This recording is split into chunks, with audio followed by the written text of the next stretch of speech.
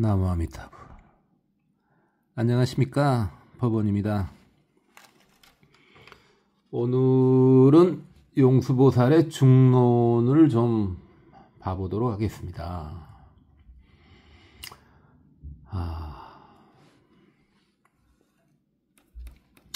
모든 존재는 스스로 생겨난다. 인연 없이 생기지도 않고 남이 만든 것도 아니다. 모든 존재는 부처님이죠. 불성, 자성 이렇게 하면 되겠죠. 연애의 사종이 나왔습니다. 인식 대상, 이어지는 생각, 주변의 조장. 이게 연애 사종인데요. 그러니까 인이 원인이죠. 그러니까 원인, 대상, 생각, 여건. 원인, 대상, 생각, 여건이 갖춰져야 세상 일이 일어난다는 거죠. 원인, 대상, 생각, 여건 중에서 우리가 여느 변화를 일으키기 위해서는 이 중에 우리가 변화시킬 수 있는 가장 편한 것이 바로 생각의 흐름이죠. 생각의 흐름을 변화시키는 것이 이제 수행이 되겠죠.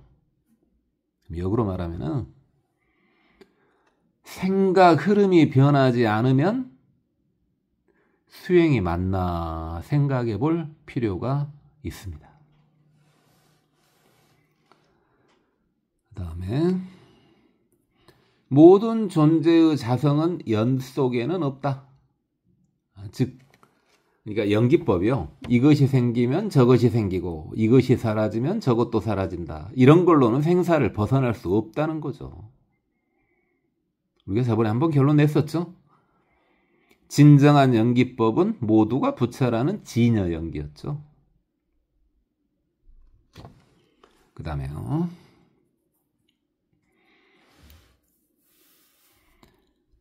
이미 지나간 것이 간다는 것은 있을 수 없고 아직 지나가지 않은 것이 간다는 것도 있을 수 없다. 지금 지나간다는 것도 생각할 수 없다. 이거 금강경에도 나오지 않습니까? 과거신 불가득, 미래신 불가득, 현재신 불가득. 그러죠. 그 다음에 이미 있는 것은 또 생긴다는 것은 불합리하고 없는 것이 생겨나는 것도 불합리하다. 모든 존재는 언제나 노사의 성질을 가지고 있다. 어떤 존재도 노사를 떠나서는 머물 수 없다. 그러니까 모든 것들이 무생이기에 무노사라는 말이죠. 그 다음에요. 모든 존재에 태어남이 있다는 것은 있을 수 없다. 마찬가지로 모든 존재에 사라짐이 있다는 것도 있을 수 없다. 실상은 불생불멸이라는 말이죠. 생주이멸은 스스로 할 수도 없고 남이 유발시킬 수도 없다. 누가 한 것이 아니므로 유의가 아니다. 모든 것은 꿈과 같다는 것이죠. 이것이 저것 때문에 있고 저것이 이것 때문에 있다면 무엇이 먼저인가? 그러니까 상대 유한적인 인연설은 완벽한 진리는 아니라는 거죠.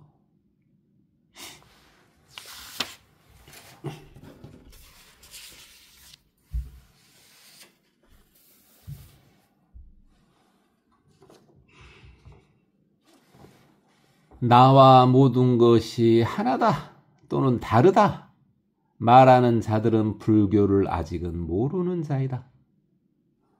그러니까요.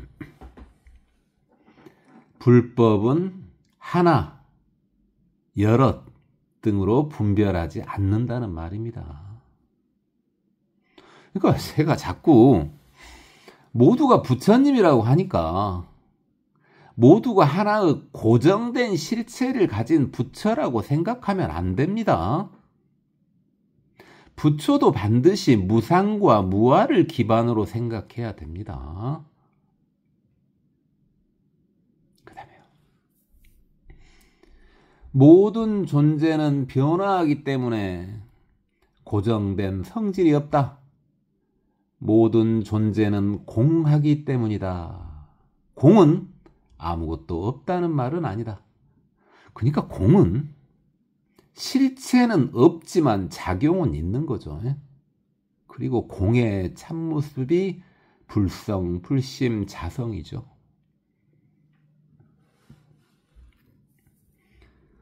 인연에 의해 자성이 생기는 것도 아니고 자성이 상주하는 것도 아니고 자성이 있다가 사라지는 것도 아니다. 그러니까 자성, 불성, 부처는 무상과 무아를 기반으로 하기 때문에 생주이멸의 대상이 아닙니다. 다음에 나라는 것은 색수상행식이 모인 것도 아니고 그렇지 않지도 않다. 즉 무아이다. 그러니까 고정된 실체가 없다는 말이죠. 만약 현재와 미래가 과거를 원인으로 있게 된다면 현재와 미래는 과거 속에 있을 것이며 만약 현재와 미래가 과거 속에 없다면 어찌 현재와 미래가 과거에서 온다고 할 것인가? 그러니까 이처럼 연결된 구조에는 실체가 없다는 말입니다. 다음에 시간은 머물러 있지 않으므로 파악할 수 없다. 이처럼 시간은 파악할 수 없으므로 실존하는 것이 아니다. 이게 현대 양자역학의 핵심 이론 중에 하나죠. 저번에 하이젠베르크 이야기를 좀 했지 않습니까?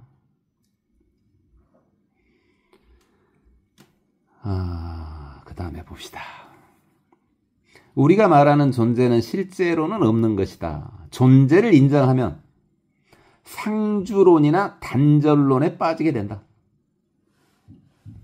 상주론은 모든 것은 계속 존재한다는 게 상주론이고요.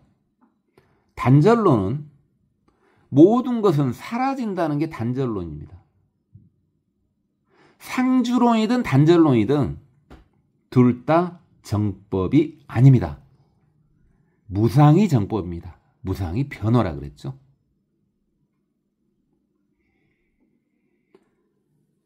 마지막으로 자성도 없고 타성도 없다.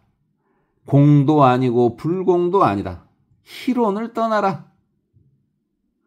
희론은 이제 불교에서 이제 말장난을 희론이라고 하죠. 그러니까 이 내용도 모두가 부처임을 깨달으면 이해할 수 있는 내용이죠. 정리하겠습니다. 이제 용수보살의 중론을 마치고자 한다. 중론은 재행무상과 제법무아를 공을 통해 설하여 사견을 타파하는 것이다. 그러니까 중론의 내용은 사실 어렵지 않습니다. 진실을 최대한 그대로 표현한 내용이기 때문에 모두를 부처로 보고 마음을 열면 쉽게 이해할 수 있습니다. 다음을 보겠습니다.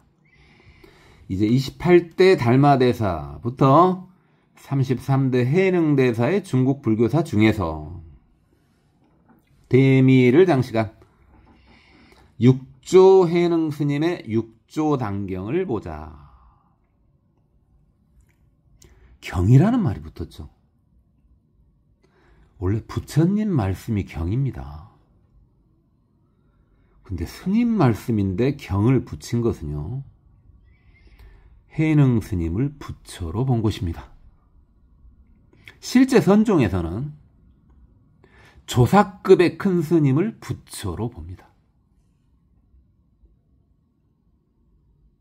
그런데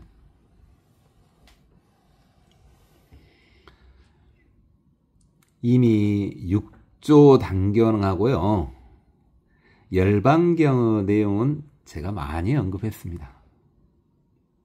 그럴 리는 없지만은 만약에 초보 불자가 아닌데 이 강의를 듣고 있다면은 눈치 좀 채셨을 겁니다.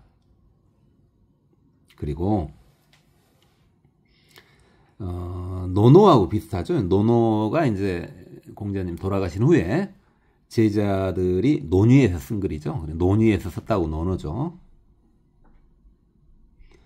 근데 이 육조단경도요, 해능 스님의 법문 말씀을 제자 법회 스님이 정리한 겁니다. 이제 한번 보겠습니다.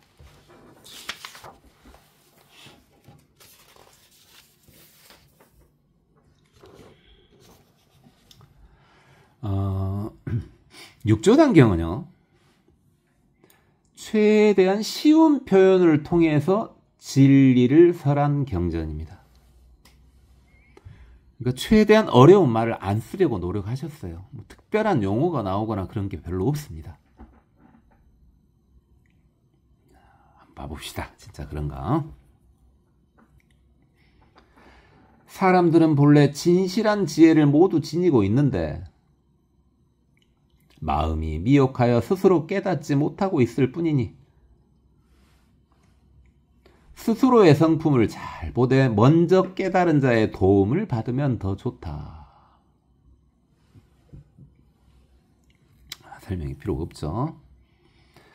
나는, 이게 해능은 나는 정과 해를 근본으로 말한다. 정과 해는 서로 이어져 있다. 정은 바른 집중이고 해는 바른 지혜죠. 이것은 정해 균등을 이야기하고 있는 것이죠. 그 다음에 언제나 바른 마음을 꾸준히 유지하는 것이 일행삼매이다. 그렇다고 몸을 움직이지 않고 생각을 일으키지 말라는 건 결코 아니다. 앉아서 근엄함을 보이거나 대단한 수행 자세를 취하는 것 자체가 수행은 아니다. 겉모습이 수행은 아닙니다. 다만 중생들 눈에는 일단 겉모습이 보이지 않습니까?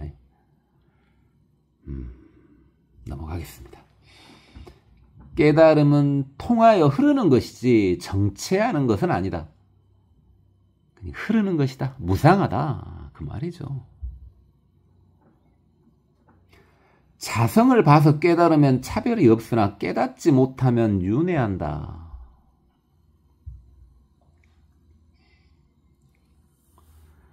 생각에 생각을 이어서 하지 마라.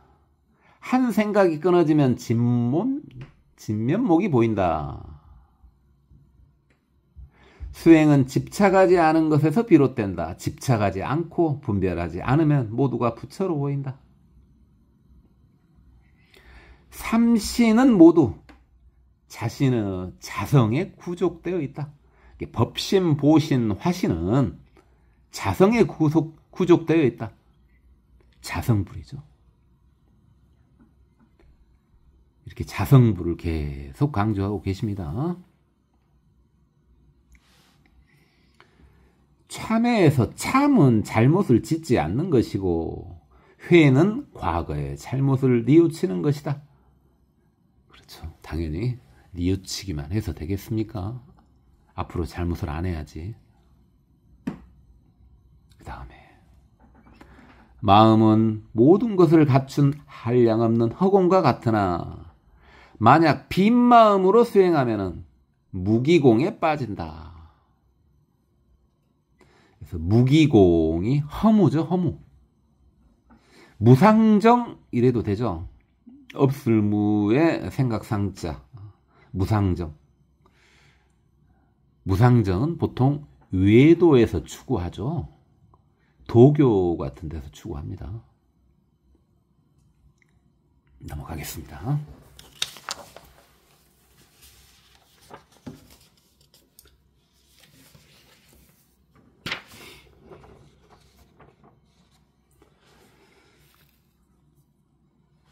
해능이 발심한 개송이 대반야경 577번째 책인 금강경에 들어있는, 그러니까 육조 해능 스님이 발심, 초발심한 계기가 금강경 구절을 들었다는 거죠. 대반야경이 600권짜리죠. 그 중에 577번째가 금강경인데, 원래 금강경의 공식 명칭은 능단 금강분입니다. 그러니까 두 가지로 해석할 수 있어요. 금강경은 그 누구도 깰 수 없는 확실한 경전, 아주 강한 경전이다 해서 금강경, 최고 경전이다 해서 금강경, 이렇게 할 수도 있고요. 능단, 이게 능이 끊는다, 능단 금강분, 금강을 끊어버린다네요. 여기서 금강이 뭐냐면요, 고정관념이죠. 제가 저번에 한번 그랬지 않습니까? 금강경은 고정관념을 타파하는 경전이다고요. 금강경 속에요, 응무소주 이생기심이라는 말이 있습니다. 그래서 응무소주 이생기심, 마음을 낼 때 집착이 없어야 한다, 이거죠. 그러니까 머무는 바 없이 마음을 낸다는 뜻입니다. 재행무상이니 당연한 말이죠. 모든 게 다 변하니 이거 당연한 말 아닙니까? 어디 머무를 수 있단 말입니까? 그 다음에요, 후대 제자들이, 삼불교 시조가 육조 스님이죠. 후대 제자들이 삼불교를 통해, 삼불교는 이 네 이야기, 앞에 두 개는 우리가 한번 했었죠. 주창하는 바가 네 개입니다. 불림문자, 교회별전, 직지인심, 견성성불, 대한불교 조계종도 이건데요. 그러니까 불림문자, 교회별전 했었죠. 문자를 세우지 않고 가르침 외의 것을 전한다. 그 다음에 뒤에 두 구절, 직지인심, 사람 마음을 바로 보면 견성성불, 바로 깨달아 부처가 될 수 있다. 이 네 구절이죠. 선종은 딱 이 네 구절입니다.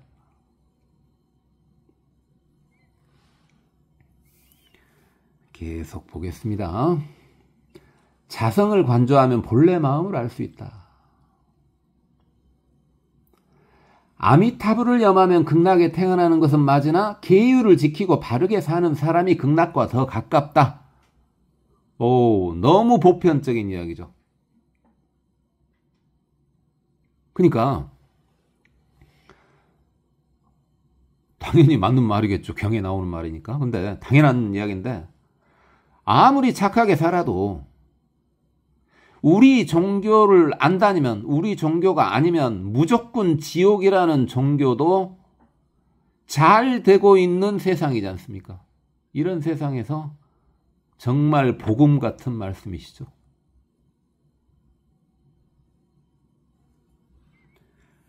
넘어가겠습니다. 밖으로 어리석으면 모양에 집착하고 안으로 어리석으면 공에 집착하니 모양을 떠나고 공을 떠나면 미혹하지 않을 것이다. 자,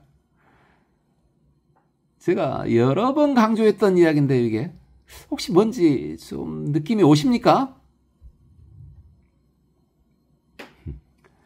공가중의 말씀입니다. 그러니까 가에도 머물지 말고 공에도 머물지 않은 게 진정한 불교인 중도라 그랬지 않습니까? 공가중.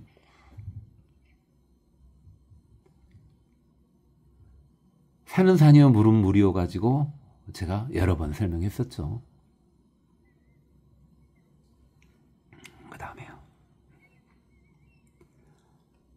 악의 작용을 지니면 중생이요 선의 작용을 지니면 부처이다.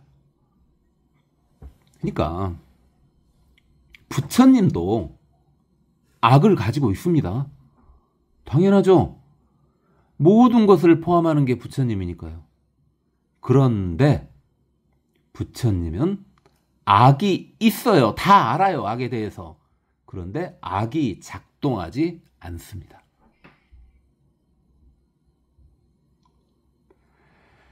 자, 오늘은 여기까지만 하도록 하겠습니다. 고맙습니다. 법원이었습니다. 나무 아미타불.